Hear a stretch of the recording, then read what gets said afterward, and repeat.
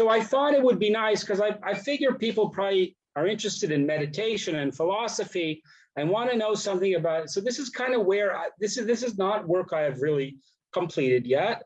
Is ideas that are kind of appear in a kind of preliminary form in the book and in certain other places. But where I may be going with these understandings. Again, I got to try to move. Okay, let me do this. Okay, I don't quite see. All right, so does this say that early Buddhist Vipassana, is that what it's? Yeah, it says early Vipassana, interweaving formulas and meditation. That's what we see. Great, thanks.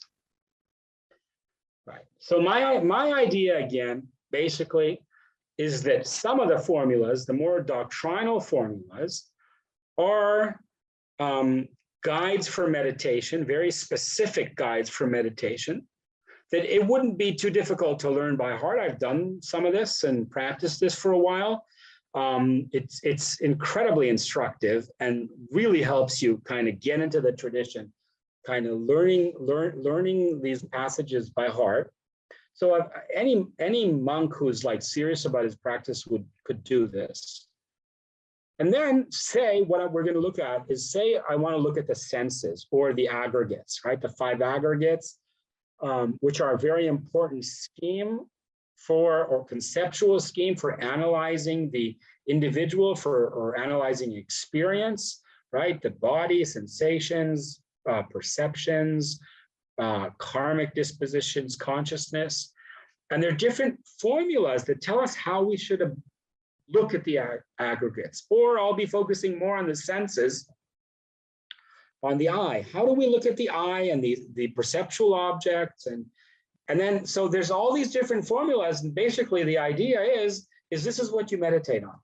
And this would be early Buddhist Vipassana. Vipassana meaning analytical meditation, and meditation and what do we mean by analytical? We say that term without thinking. It means that I'm taking this moment of experience and kind of looking into it and kind of trying to delve deep into it and see what it's composed of. And the very fact that it's composed of things breaks it up breaks the illusion kind of and shows us that like it's anicca, that it's impermanent and it's not to be, it shouldn't be, we shouldn't attract to it. We shouldn't grasp at it. Okay. So this is like basic example. Okay. This is the teaching of selflessness applied to the I. And I didn't give you the Pali here because I figured, most of you would probably be more comfortable with English. I can quote for you in Pali. Chakum bhikkave anityam, yad anityam tam dukkam, yam dukkam tadanatta, yadanatta netam mama nesoham asmi nam neso attati.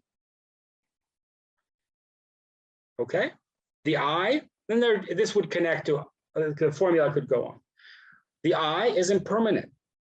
That which is impermanent is suffering. That which is suffering should not be regarded truthfully with correct wisdom. Thus, I didn't recite that part. This is not mine. This is not I. This is not myself. Okay. Pretty short and concise, very, very deep. Okay, so we look at the eye, we can then continue. We would continue to look at the other senses, but also at the objects, the perceptual objects of each sense, and also the consciousness attached to each sense, and also any, they speak about the contact, the meeting of the eye, the object, the consciousness, and any feeling, any Vedana that would arise dependent on that perceptual moment. Anything like that is to be looked at and seen as impermanent. If it's impermanent, it's painful. And if it's pain, it shouldn't be seen as myself or I or mine. So if you haven't gotten enlightened just from this short exposition, maybe try another formula. Okay, we could be applying the same formula, first of all, to the aggregates. Okay, this is the play of formulas. Now we have this one same formula. We'll have this. This is actually quoted from a specific text from Samyutta Nikaya, but I could give you the same text exactly applied to the aggregates or to other schemes. Okay, say for example, the dhatus, the elements, right? Of earth and water and air and fire and space.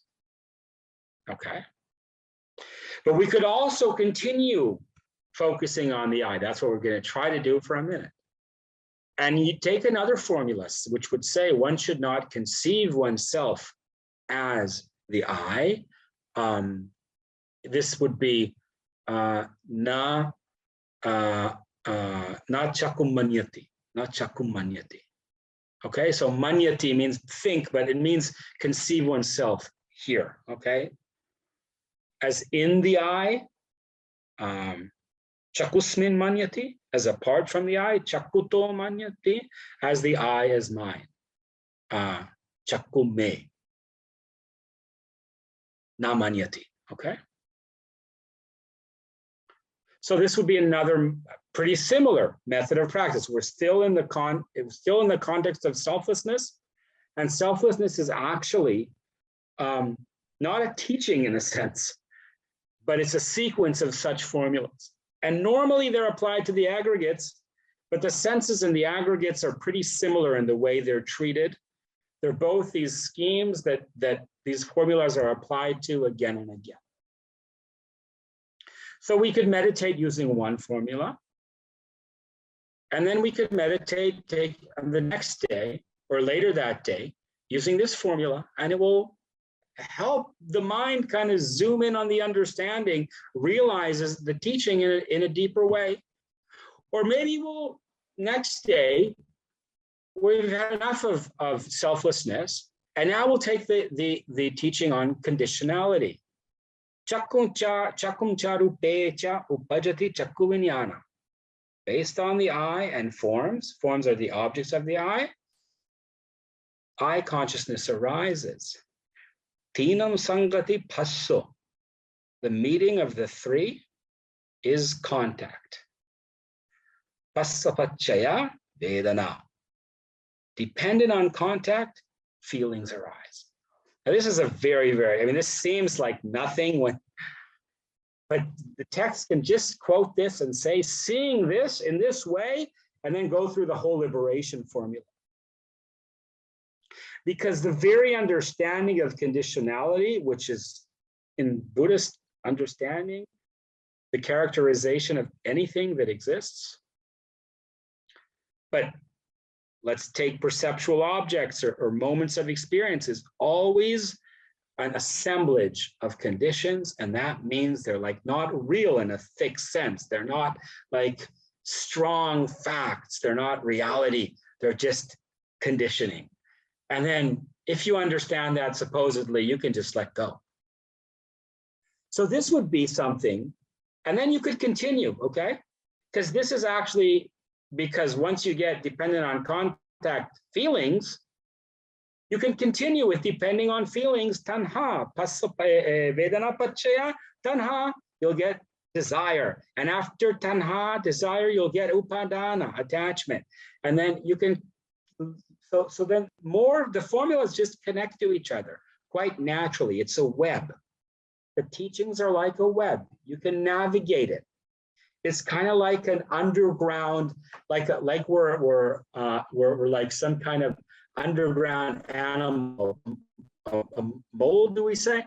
And it just kind of digging in and connecting to the different teachings, or like weeds connected to each other in some kind of web. Or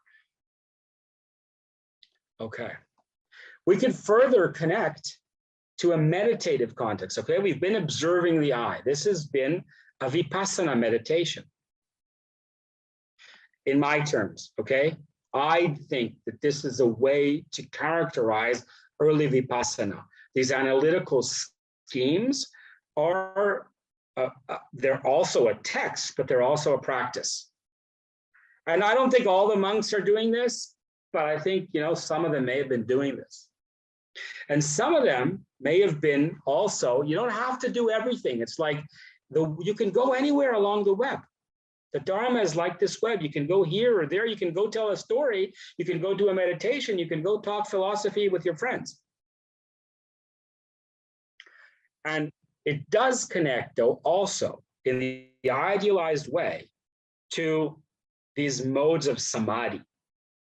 And one way that I mean, this is kind of my interpretation of this passage and ones like it, and the way the senses are approached. So the Buddha will say the eye should be abandoned, form should be abandoned, eye consciousness should be abandoned, eye contact should be abandoned. Any feeling that arises depending on eye contact, whether pleasant, painful, or neither pleasant nor painful, right? Sukham va, dukkham va, adukkam sukham va, it all pajahatabam should be pahatabam, sorry, it all should be abandoned. This would presumably lead you into some kind of samadhi state, okay? And then we could, with this, keep going in this method of not taking pleasure in any of the senses.